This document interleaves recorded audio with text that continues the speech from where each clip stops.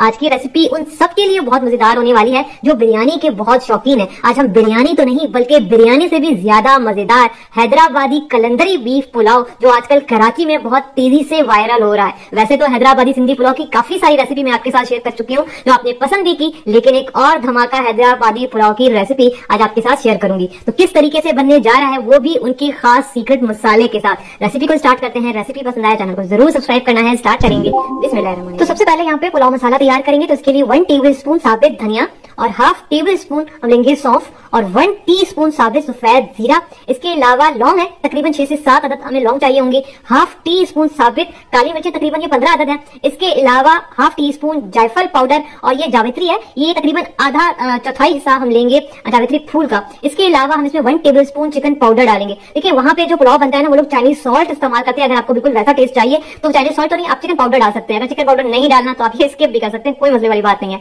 तो यहाँ पे देखें ये मसाला तैयार हो गया है। अब इसमें कुछ साबित मसाले जाएंगे। तो यहाँ पे 3 अदद बादियान के फूल ये इसमें जाएंगे। इसके अलावा 2 बड़ी इलायची जाएगी, 2 अदद छोटे तेज पत्ते, 3 इंच का दालचीनी का टुकड़ा। ये 1 किलो पुलाव मसाला हमारा तैयार हो गया। इसके अलावा 1 किलो बासमती चावल लिए हैं, नॉर्मल बासमती जो पुलाव बिरयानी के लिए यूज होते हैं, जो किराना की दुकान पे आपको मिल जाएंगे। मैं आज किसी भी ब्रांड के चावल यूज नहीं कर रही हूँ। सिंपल हमने क्या करना है, पानी डालना है चावलों में और यहाँ पे इसको थोड़ा सा मिक्स करेंगे। अब देखें ये काफी सारा जो पानी है ये क्लाउडी है। इस पानी को बस हमने गिरा के 2 से 3 दफा चावलों को अच्छे से धो लेना है और साफ पानी में हम चावलों को तकरीबन 15 मिनट के लिए भीगने के लिए रख देंगे। अभी भी ये क्लाउडी पानी है, हम इसको एक दफा फिर बाद में धो लेंगे। इसके अलावा 1.5 किलो मैंने बीफ लिया है। ठीक है, मैं 1 किलो चावल में 1.5 किलो गोश्त डाल रही हूं, बाकी आप अपने हिसाब से डाल सकते हैं। और ये मिक्स बोटी हड्डी वाला भी लिया है, बगैर हड्डी वाला भी लिया है। अब चाहें तो ये पुलाव मटन में भी बना सकते हैं, चिकन में भी बना सकते हैं। मटन में ये मेथड रहेगा जो मैं आपको बताने जा रही हूँ, लेकिन चिकन का थोड़ा सा चेंज होगा, वो भी मैं आपको साथ साथ गाइड करती रहूंगी अगर आप चिकन में बनाते हैं तो। अभी मैं गोश्त को बहुत अच्छे से धोके साफ कर लूंगी। अगर मटन बनाते हैं, बीफ बनाते हैं तो थोड़ा सा काम आसान करने के लिए प्रेशर कुकर लेंगे,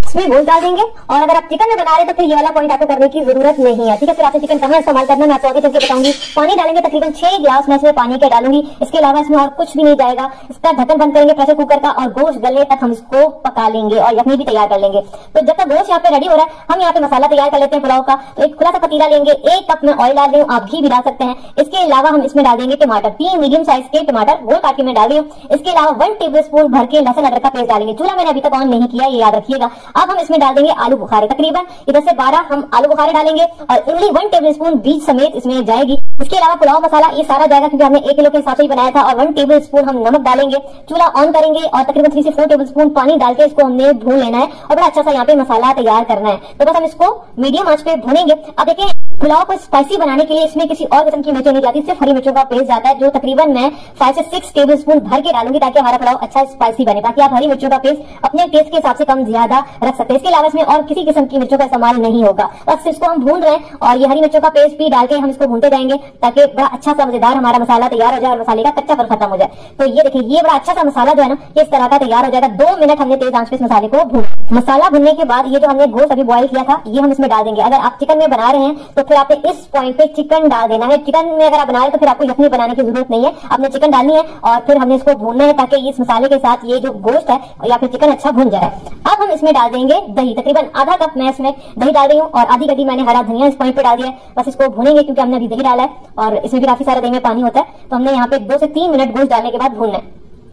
ठीक है, ये देखिए इस तरह से गोश्त यहाँ पे भुनाई हो चुकी है। 3 मिनट मैंने मसाले के साथ गोश्त को अच्छा भुना है ताकि गोश्त जो है अंदर से फीका ना रहे। तो बस यहाँ पे इसकी भुनाई हो चुकी है और जब इसकी भुनाई हो जाएगी तो इसमें डाल देंगे यखनी। हमने 6 गिलास पानी का डाला था गोश्त उबालते हुए, तो हमारे पास तकरीबन 5 गिलास जितनी यखनी तैयार हुई है। ठीक है, इसके अलावा हैदराबादी पुलाव बन रहा है तो इसमें बिल्कुल बारीक कटे हुए लेमन स्लाइस जाएंगे। बारीक काटे हैं तो आप बेफिक्र रहें, आपका पुलाव कड़वा बिल्कुल भी नहीं होगा। और 10 से 12 हरी मिर्चें और आधी गड्डी हम डाल देंगे पुदीना। इसके अलावा गोरे वाली सूखी वाली लाल मिर्चें तकरीबन 5 अदद हम इसमें डालेंगे क्योंकि हैदराबादी पुलाव में ये सूखी लाल मिर्चें भी जाती हैं। इसको मिक्स करेंगे, बॉयल बड़ा अच्छा सा आने देंगे और इसके बाद हम इसमें डालेंगे चावल। चावलों को मैंने एक दफा फिर धो लिया था ताकि चावल हमारे और अच्छी तरह से साफ हो जाए। और बस इसको हम यखनी में डाल देंगे।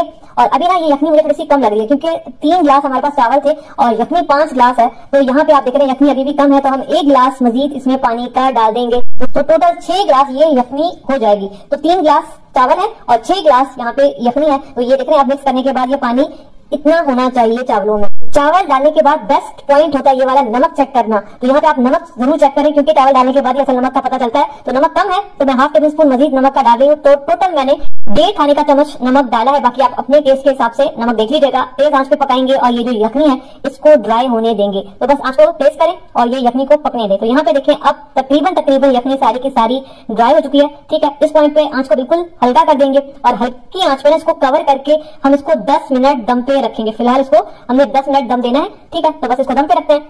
तो यहाँ पे देखें जी, दम पे रखे हुए तकरीबन 10 मिनट हो चुके हैं और अब हमने क्या करना है, एक और चीज जाएगी, हम इसमें फूड कलर डालेंगे। हमने फूड कलर पहले इस वजह से नहीं डाला क्योंकि चावलों में पानी था। अगर फूड कलर डालते तो हमारे सारे चावल रंगीन हो जाते। तो इस वजह से हमने 10 मिनट का दम दिया है। तो अब हम फूड कलर डालने के बाद मजीद 5 मिनट का दम देंगे, तो टोटल 15 मिनट का दम हो जाएगा। तो यहाँ पे देखें जी, 5 मिनट के बाद ढक्कन हटाएंगे। बिस्मिल्लाहिर्रहमानिर्रहीम। अब हम इसमें डाल देंगे तली हुई प्याज। हैदराबादी सिंधी पुलाव में प्याज मसाले में नहीं बल्कि आखिर में डाली जाती है जब पुलाव तैयार हो जाता है। यही खास बात है। 2 मीडियम साइज की प्याज थी जिनको मैंने ये ब्राउन किया था और ये प्याज डालने के बाद अब इसको हल्का सा मिक्स करेंगे ताकि चावल हमारे टूटे भी नहीं और ये जो हमने फूड कलर डाला था ये सारे चावलों में मिक्स ना हो। और इसके बाद हमने इसको निकाल लेना है अपनी सर्विंग डिश में। तो यहाँ पे मेरे पास इस तरह का थाल है और ये आपने मेरे सारे हैदराबादी पुलाव ट्राई किए हैं तो मैं आपसे कहूंगी कि एक दफा ये वाला पुलाव भी ट्राई करें। आप खुद मुझे आके कहेंगे कि ये वाला पुलाव आपने पहले क्यों नहीं सिखाया। कम मसालों में ये इतना लजीज पुलाव बनता है कि आप यकीन करेंगे प्लेटें भी खाने वाले हैं। ये इतना मजेदार बनता है और मैं आपको बूटी दिखा देती हूँ कि ये बिल्कुल हलवे की तरह माशाल्लाह से गल चुकी है।